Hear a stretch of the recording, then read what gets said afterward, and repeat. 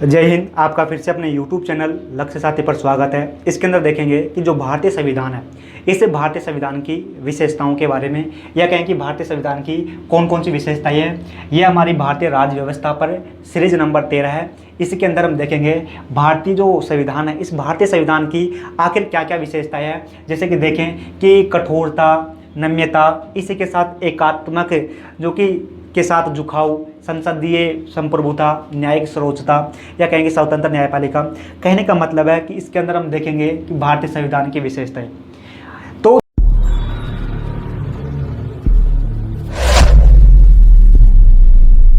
देखें कि सबसे लंबा और लिखित संविधान, सबसे लंबा और लिखित संविधान जो भारत का संविधान है, ये भारत का संविधान विश्व के अंदर, या कहेंगे पूरे विश्व के अंदर सबसे लंबा लिखित संविधान है। भारत का संविधान विश्व के अंदर सबसे लंबा लिखित संविधान है। अब एक केस है कि जो भारतीय संविधान है, जब भारतीय संविधान बनाया गया, या कहेंगे भारतीय संविधान मूल रूप से, भारतीय संविधान में मूल रूप से 1949 से भारतीय संविधान में एक प्रस्तावना मौजूद है। इसी के साथ जो कि भारतीय संविधान में मूल रूप से 395 अनुच्छेद है। भारतीय संविधान में मूल रूप से 395 अनुच्छेद है। ये 395 अनुच्छेद, जो कि 395 अनुच्छेद 22 भागों में बटे हुए हैं। इसी के साथ भारतीय संविधान में मूल रूप से 8 अनुसूचियां हैं, 8 अनुसूचियां हैं। लेकिन समय के साथ साथ संविधान में संशोधन किया गया। इसके कारण जो कि संविधान के अनुच्छेद बढ़े तो यहाँ के जो भाग बढ़े, या कहें कि अनुसूचियां बढ़ी। तो वर्तमान में देखें तो वर्तमान जो भारतीय संविधान है, इस वर्तमान भारतीय संविधान में जो कि 8 अनुसूचियां की जगह 12 अनुसूचियां हो गई है। वर्तमान भारतीय संविधान में 12 अनुसूचियां हैं। इसी के साथ वर्तमान भारतीय संविधान में 470 अनुच्छेद है। वर्तमान भारतीय संविधान में 470 अनुच्छेद है। ये 470 अनुच्छेद जो कि 22 भागों में बटे हुए हैं। अब जो हमने देखा, इतने अनुच्छेद, इतनी अनुसूचियां विश्व के किसी भी अनुच्छेद में या विश्व के किसी भी संविधान में हमको देखने को नहीं मिलती। विश्व के किसी भी संविधान में इतने अनुच्छेद, इतनी अनुसूचियां, यह कहें कि इतना बड़ा संविधान नहीं है। इसलिए भारतीय संविधान को विश्व का सबसे बड़ा लिखित संविधान कहा जाता है। इसी के साथ देखें कि नम्य, या कहें कि कठोर संविधान। नम्य या कठोर संविधान क्या है?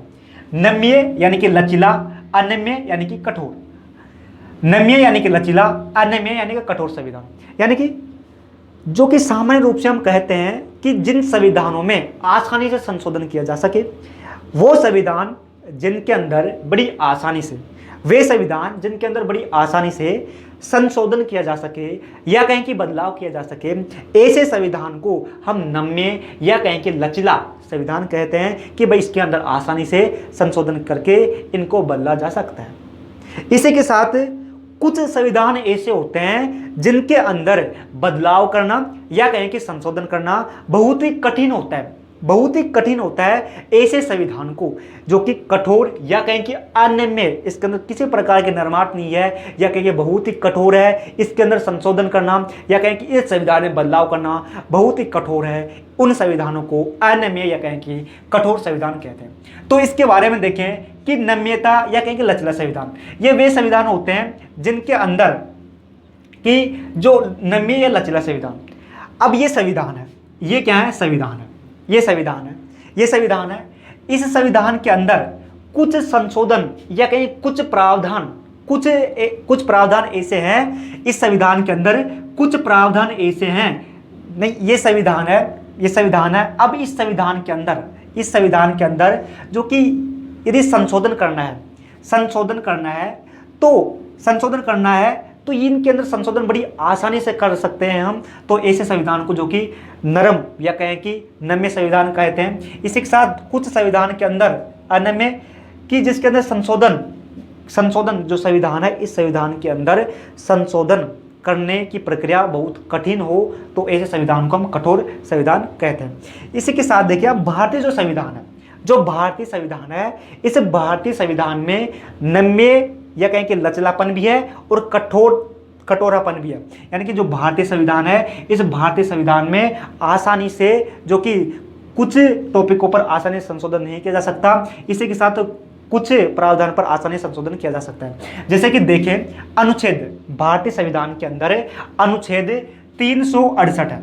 भारतीय संविधान में अनुच्छेद 368 है। इस 300 अनुच्छेद नंबर 368 के अनुसार भारतीय संविधान में संशोधन किया जा सकता है।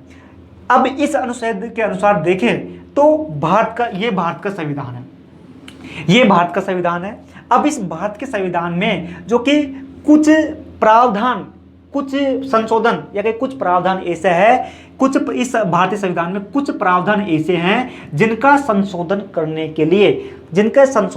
के लिए हमको संसद, जो भारतीय संसद है, इस भारतीय संसद में विशेष बहुमत की आवश्यकता होती है। यदि भारतीय संसद में जब विशेष बहुमत मिलेगा तभी इसका हम संविधान संशोधन कर सकते हैं। इसी के साथ देखें कि भारतीय संविधान के अंदर ही कुछ प्रावधान ऐसे हैं जिनका संशोधन करने के लिए आवश्यक है कि जो भारतीय संसद है, इस भारतीय संसद में तो विशेष बहुमत हो, भारतीय संसद में तो विशेष बहुमत हो। इसी के साथ जो राज्य है, इसी के साथ संसद में तो विशेष बहुमत होने चाहिए। इसी के साथ जो राज्य है, इन कुल राज्यों में से आधे से अधिक राज्य इस संशोधन के पक्ष में हो, तभी इस संविधान संशोधन किया जा सकता है। यह प्रक्रिया अत्यंत कठिन है,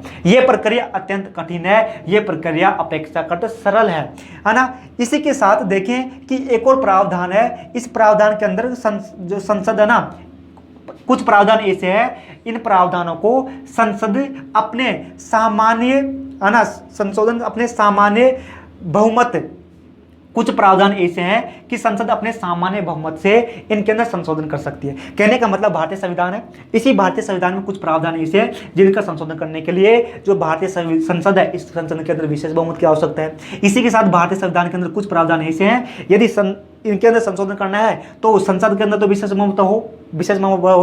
इसी के साथ जो कुल राज्य है, इन कुल राज्यों में से आधी जो राज्य है इस संशोधन के पक्ष में हो, तभी जो कि संशोधन किया जा सकता है। इसी के साथ कुछ प्रावधान ऐसे हैं कि जिनका संसद एक सामान्य बहुमत से ही संशोधन कर सकती है। तो इधर ये तो कितना कठिन है, इसी के साथ ये कितना आसान है ना संशोधन करना। इसलिए भारतीय संविधान के अंदर कठोरता का गुण भी देखने को मिलता है और नरमता का गुण भी देखने को मिलता है। इसलिए भारतीय संविधान जो कि नरम, लचीला या कहीं कठोर, दोनों गुण दोनों जो कि समाहित है।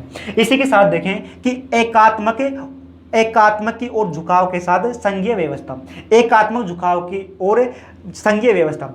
अब ये क्या कहना चाह रहा है, ये ऐसा बोलना चाह रहा है, ये ऐसा कहना चाह रहा है कि एकात्मक मतलब क्या है कि ये क्या है, देश है, ये देश है, एकात्मक की बात बता रहे हैं। ये देश है और इस देश के अंदर राज्य है, इस देश के अंदर ये राज्य है। अब ये केंद्र है ना, जो केंद्र है, ये केंद्र इन सभी राज्यों पर यदि अपना नियंत्रण रखता है पूर्ण रूप से, ये देश इन राज्यों पर यदि पूर्ण रूप से अपना नियंत्रण रखता है तो यहां पर हम कहेंगे कि एकात्मक व्यवस्था है। एकात्मक यानी कि एक जो कि लीडर है ये पूरे राज्यों पर कंट्रोल कर रहा है, या कहें कि जो देश है या कहेंगे राष्ट्र है, ये राष्ट्र यदि सभी राज्यों पर अपना कंट्रोल करता है तो यहाँ पर एकात्मक सरकार है। यानी कि जो केंद्र है, इस केंद्र की यहाँ पर सत्ता है। इसी के साथ देखें कि कुछ संघीय व्यवस्था। अब संघीय व्यवस्था क्या होती है कि ये क्या है कि ये केंद्र है, अब इस केंद्र के अंदर अलग अलग राज्य है। अब अलग अलग राज्य है तो इस केंद्र के पास भी अपनी शक्ति है और इन राज्यों के पास भी अपनी शक्ति है। यानी केंद्र और राज्य मिलजुल कर कार्य करते हैं तो ना, तो इसको हम कह सकते हैं कि संघीय व्यवस्था। अब ये टॉपिक क्या है, ये टॉपिक ये है कि ये हमारा क्या है, भारत है, ये हमारा भारत है। अब इस भारत है ना, भारत के पास शक्तियां तो है, लेकिन इन राज्यों के पास भी शक्तियां है। यानी कि एकात्मक की ओर झुकाव, यानी कि भाई एकात्मक जो कि हमारा देश है, इस देश के पास तो अधिक पावर है, इसी के साथ इन राज्यों के पास ही पावर। तो हमको समझे कि भारत का जो संविधान है, ये भारत का संविधान जो कि भारत को मजबूत बनाता है, या कहें कि भारत को अधिक शक्तियां देता है, है ना, या कहें कि एकात्मक भारत को अधिक शक्तियां देता है।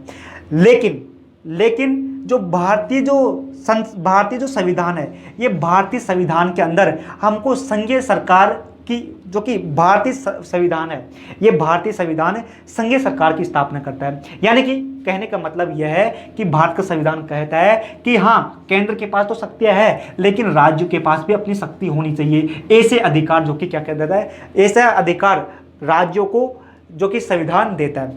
तो ऐसे लक्षण देखें तो जो कि हमारे जो देश है, इस देश में दो प्रकार की सरकारें होती है कि एक तो केंद्र के अंदर सरकार होती है जिसका नेतृत्व प्रधानमंत्री करता है। इसी के साथ जो राज्य है, इन राज्यों के अंदर भी अपनी सरकार होती है जिनका नेतृत्व मुख्यमंत्री करता है। तो यहाँ पर दो सरकारें हो गई ना, दो सरकारें हो गई। अब जो केंद्र है, या कहें कि प्रधानमंत्री है, केंद्र है, इस केंद्र के पास भी अपनी शक्तियां हैं। इसी के साथ जो मुख्यमंत्री है, इस मुख्यमंत्री के पास भी अपनी शक्तियां हैं। दोनों के पास शक्तियों का बंटवारा हो गया। इसी के साथ देखें कि स्वतंत्र न्यायपालिका है, न्यायपालिका इन सभी से अलग है ना, इन सभी से अलग है, इन सभी पर वो अपने निर्णय सुना सकती है। तो कहने का मतलब यह है कि भारतीय जो संविधान है, इस भारतीय संविधान में संघीय सरकार का, यानी कि मिलजुल कर कार्य करना है, संघीय सरकार का स्वरूप देखने को मिलता है ना, देखने को मिलता है। अब इसी भारतीय संविधान में हमको एकात्मक सरकार के लक्षण भी देखने को मिलता है। यहां पर तो हमने कहा कि राज्य के पास भी अपनी पावर है और केंद्र के पास भी अपनी पावर है, लेकिन अब हम ये कहेंगे कि अब केंद्र के पास ही अधिक पावर है। देख, जैसे कि अब ये एकात्मक सरकार के अंदर एकात्मक सरकार के अंदर केंद्र के पास अधिक पावर होती है और संघीय सरकार के अंदर केंद्र और राज्य के दोनों के पास पावर होती है। अब हमने अभी बताया कि संघीय सरकार के बारे में, यानी कि राज्य के पास भी शक्तियां है और केंद्र के पास शक्तियां है। अब बताएंगे कि एकात्मक यानी केंद्र के पास शक्तियां किस प्रकार है। तो जैसे कि अब एक ही संविधान है, केंद्र पर भी एक ही प्रकार का संविधान है और जो राज्य है, इन राज्यों के अंदर भी एक ही प्रकार एक संविधान है। अब यही संविधान पूरे देश पर लागू है, सभी राज्यों पर लागू है, सभी राज्यों पर एक ही संविधान लागू है। यानी कि इससे यह प्रमाणित होता है कि एक ही इसी के साथ सभी राज्यों पर एक संविधान लागू होता है।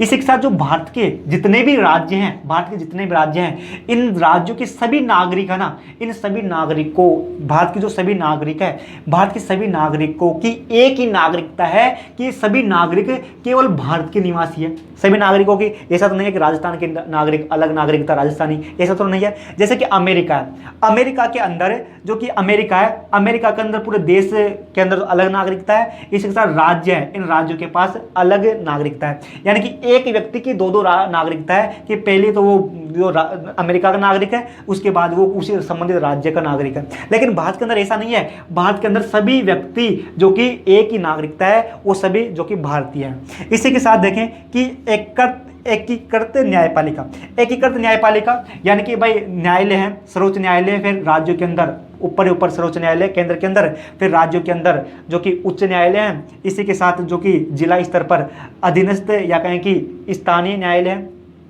तो कहने का मतलब है कि जो केंद्र है, केंद्र इन सभी पर अपना नियंत्रण प्राप्त करता है, या कि केंद्र इन सभी पर अपना नियंत्रण रखता है। तो इससे यह प्रमाणित होता है कि जो भारत है, ये भारतीय संविधान के अंदर जो एकात्मक सरकार के गुण भी देखने को मिलता है। तो हमने कहा कि भारतीय जो संविधान है, ये भारतीय संविधान के अंदर संघीय यानी केंद्र राज्य संघीय व्यवस्था भी देखने को मिलती है। इसी के साथ भारतीय संविधान के अंदर हमको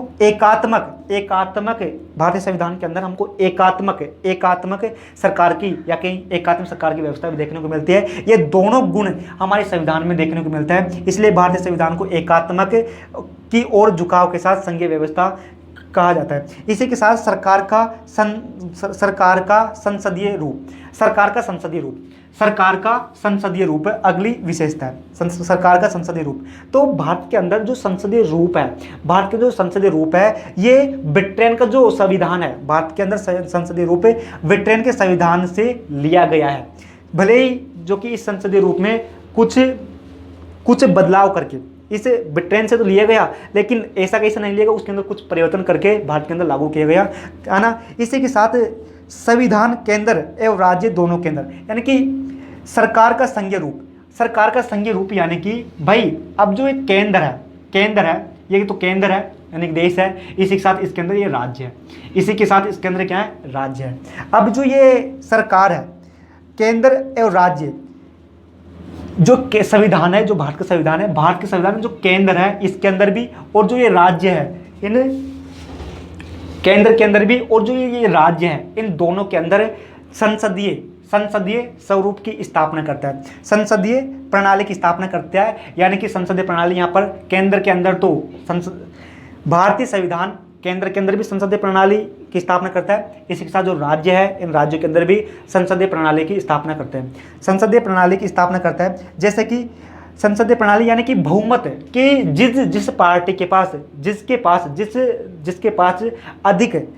पास बहुमत है, जिस दल के पास अधिक बहुमत होगा, यानी केंद्र के अंदर भी जिस दल के पास अधिक बहुमत होगा उसकी सरकार बनेगी। इसी के साथ जो राज्य है, इस राज्य के अंदर भी जिस दल के पास अधिक बहुमत होगा उसकी सरकार बनेगी।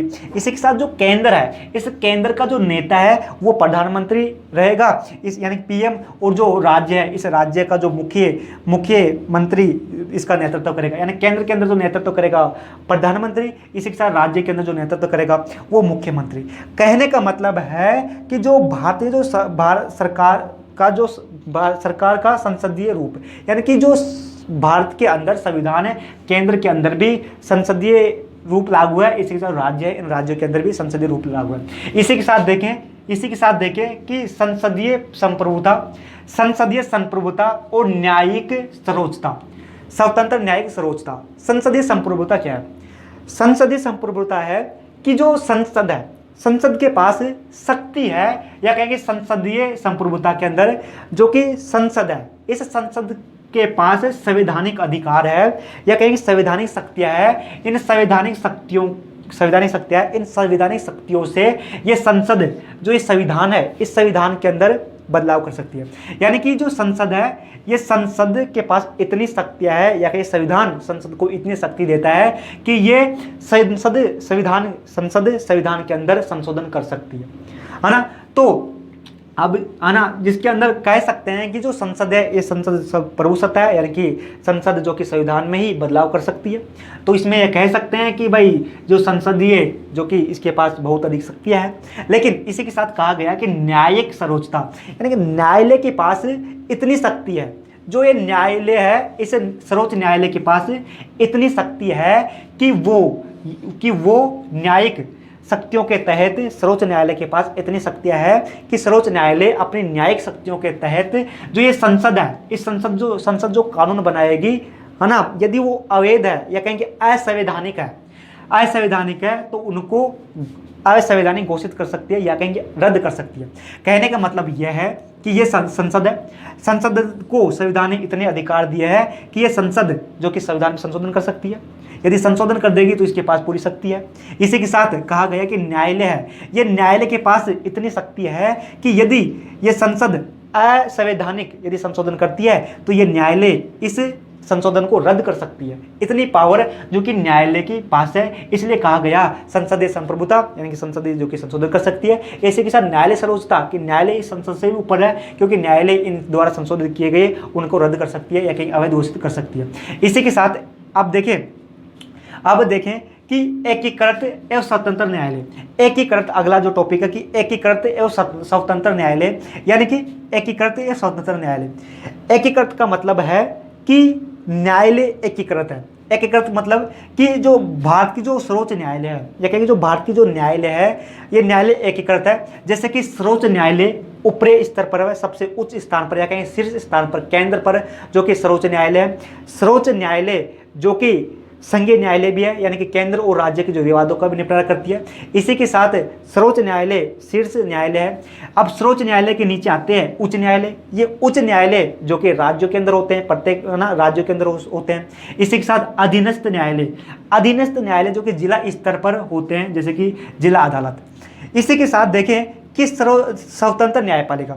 अब भाई जो ये न्यायपालिका है, इस न्यायपालिका जो कि एक संघीय अदालत है, यानी कि जो केंद्र है और राज्य है, इन संबंधित विवादों को निपटारा करती है। इसी के साथ जो ये सर्वोच्च न्यायालय है, ये मौलिक अधिकार यानी कि जो नागरिक को जो मौलिक अधिकार दिए गए हैं, इन मौलिक अधिकारों की रक्षा करता है। इसी के साथ संविधान की रक्षा भी करती है कि यदि संशोधन अवैधानिक या कहीं ऐसा संशोधन करती है जो कि उचित नहीं है, उसको ये निरस्त भी करती है। तो ये सर्वोच्च न्यायालय जो कि संविधान का संरक्षण भी करती है। इसी के साथ सर्वोच्च न्यायालय, अब भाई ये सर्वोच्च न्यायालय नागरिकों को मौलिक अधिकारों की रक्षा करती है, संविधान की रक्षा करती है, या कहें कि केंद्र और राज्यों के जो कि एक न्यायालय है इन दोनों की। तो इसलिए आवश्यक हो गया कि जो सर्वोच्च न्यायालय है, या कहें कि सर्वोच्च न्यायालय, इस सर्वोच्च न्यायालय को स्वतंत्र बनाया जाए। स्वतंत्र बनाया जाए। अब स्वतंत्र बनाए जाने के लिए कुछ कार्य किए गए, जैसे कि कार्यकाल की जो न्यायाधीश है, ये न्यायाधीश का कार्यकाल सुरक्षित रहेगा, है ना। इसके अंदर का, है ना, इसके साथ जो न्यायालय के जो अधिकारी है, या कहें कि जो न्यायाधीश है, ये न्यायाधीश का जो वेतन भत्ता पहले से निर्धारित कर दिया गया।